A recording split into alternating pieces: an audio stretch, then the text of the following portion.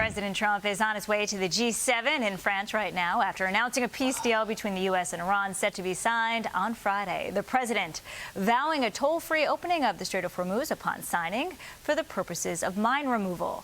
Beijing, meanwhile, pulling back some of its illicit oil shipments that they get from Iran. The U.S. blockade is causing economic stress and difficulties navigating the strait, while U.S. sanctions keep Iran isolated. President Trump is calling on Chinese President Xi. He's calling him a, quote, total gentleman, telling the New York Times he didn't send a tanker along with 20 destroyers on each side of it to try and break up the blockade. Well, Maria Bartiromo spoke with U.S. Ambassador to the UN, Michael Walls, about this on Sunday Morning Futures. Here you go. The Chinese have expressed immense frustration at Iran's illegal attempts to toll shipping, including their shipping. Yeah. It came up in the president's summit with Xi. It's come up in subsequent calls and in these international forums. And again, the Gulf Arabs have told the Russians, you better choose wisely here. And so far, they have not been. So this diplomatic isolation with a UN record of 143 nations saying what Iran is doing and trying to hold the global economy is illegal. It's in violation of international law, and they won't stand for it, I think has been an incredibly important piece to keeping Iran isolated and saying you need to live up to your commitments in the Nuclear Non-Proliferation Treaty and elsewhere to never have a nuke. And not only, have they threatened to use it? One, they could hand it to their terrorist proxies. Two, and the entire region would explode in a nuclear arms race. This is why this president's stand now is so critical for future generations and for global stability. Joining me now, Gatestone Institute Senior Fellow Gordon Chang. Gordon, good morning to you. So China will not be a part of the G7 meetings this week because it's for democratic countries only, but China is expected to be a major topic of discussion. What do you make of the president's praise of President Xi?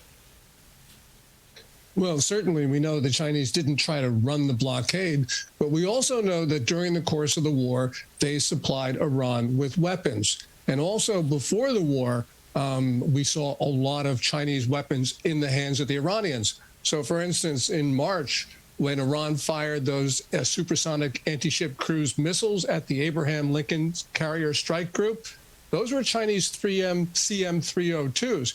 We also know that China supplied critical targeting data to the Iranians. And, of course, Iranian weapons with a microchip, they are either Chinese microchips or microchips that Chinese intermediaries have sourced for the Iranians. So, yes, they didn't try to run the blockade, but they were very much involved in Iran's efforts to kill Americans. Yeah, and they know how to get their oil around that blockade with these illicit ship-to-ship dark vessel transfers.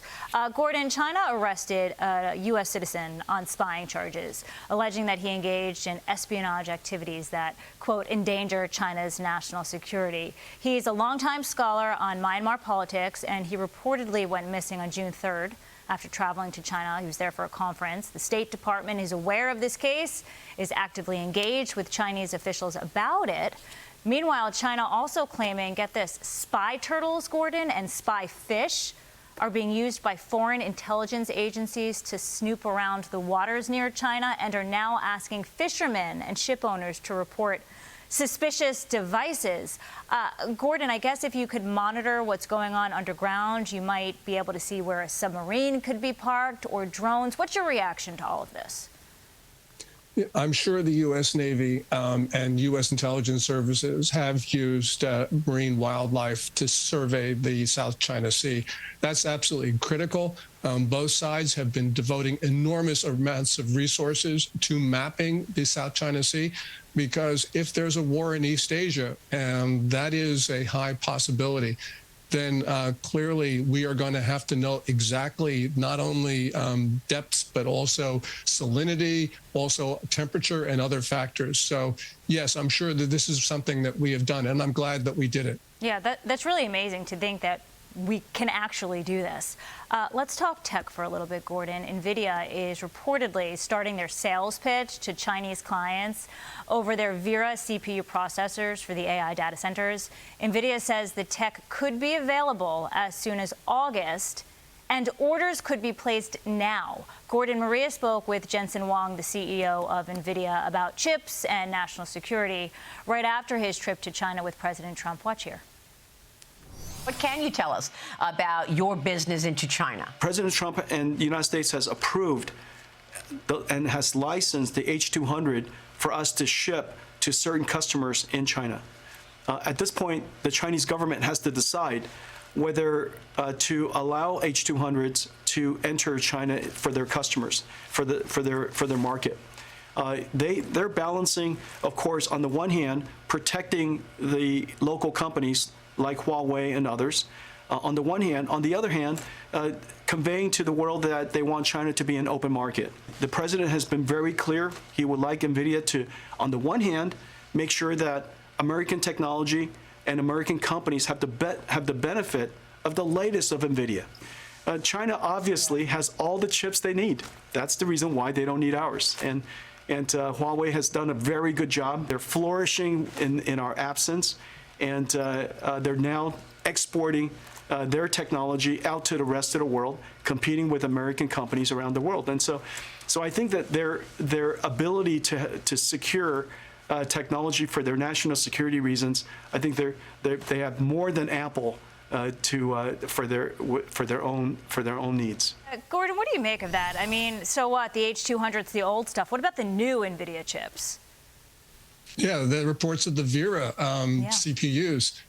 This to me is incomprehensible. First of all, we know that because of Xi Jinping's military-civil fusion policy, that the military will get access to these chips, even though these chips are not sold to military-affiliated companies. The military will get it. But also, Jensen Huang is wrong. China is far behind the United States when it comes to access to chips. Yes, they are able to, on the black market, to get, for instance, Blackwell chips, but they have to go through hoops to do that. And also, we know that their local chips are not nearly as good as NVIDIA's or Intel's or AMD's. And this was clear. And the best example is DeepSeek, which January 20th last year shocked the world with its R1 model, but it was not able to come up with its R2 model as promised on the time frame, because they said, and they were publicly said this, that they couldn't get access to American chips and that they had to rely on Huawei's Ascend chip, which was inferior. Huawei is China's domestic champion. So clearly, Jensen Huang can say what he wants, but that was not right. And I don't think it was factual. And clearly, he'll say anything he wants to sell chips to China, but we should not be helping them in the AI race bridge a critical gap. That's clear. Gordon Chang, well said. Thank you very much. And we'll be right back.